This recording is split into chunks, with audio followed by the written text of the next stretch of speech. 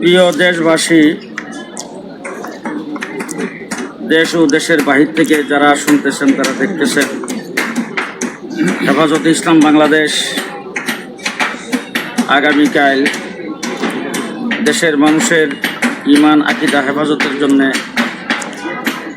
একটি মহাসমাবেশ আহ্বান করেছে। সারা বাংলাদেশ থেকে আলেম উলামায়ে কেরাম সহ ধর্মপ্রাণ মুসলমান এই সমাবেশের দিকে আসার জন্যে প্রস্তুতি গ্রহণ করেছেন।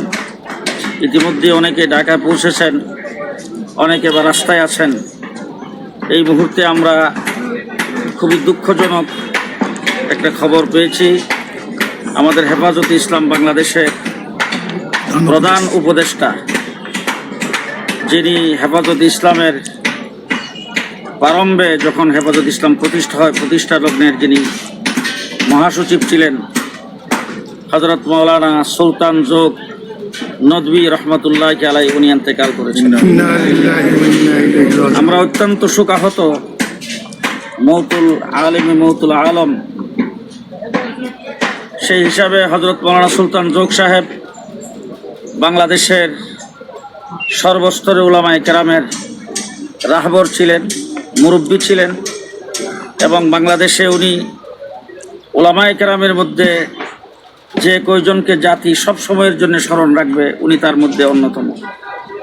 আরবি সাহিত্যে ওনার অনেক অবদান, বিশেষ করে আরব বিশ্বে হযরত মাওলানা সুলতান যোগ সাহেবকে খুবই সম্মান দিতেন, ইজ্জত দিতেন, এবং আরবি ভাষাভাষীদের মধ্যে উনি খুবই একজন জনপ্রিয় ব্যক্তি ছিলেন। আমাদের বাংলাদেশের আরব প্রান্তিগুলোর যতগুলি এম্বাসি রয়েছে সবগুলোতে ওনাকে বিশেষ সম্মান দিতেন।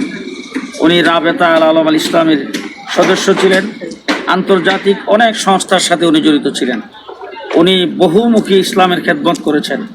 আমরা আল্লাহ পাকের দরবার দোয়া করবো, আল্লাহ যেন ওনার সকল খেদমতকে কবুল করেন, এবং আল্লাহ পাক যেন ওনাকে জান্নাতের আলা মুকাম আল্লাহ পাক যেন দান করেন। ওনার এই মৃত্যুতে আমরা হেফাজতে ইসলামের পক্ষ থেকে গভীর শোক প্রকাশ করছি, এবং ওনার পরিবারবর্গের শোকসন্তপ্ত পরিবারবর্গের প্রতি গভীর সমবেদনা প্রকাশ করছি। আমরা সকলেই দোয়া করব ওনার জন্যে, ওনার মাগফিরাতের জন্যে, জান্নাতের আলা মুকাম যেন আল্লাহ পাক ওনাকে দান করেন। আগামীকাল আমাদের সমাবেশেও ওনার জন্য দোয়া হবে। আমরা সকলেই যে যেখানে আছি দোয়া করি। আসসালামু আলাইকুম রহমতুল্লাহ।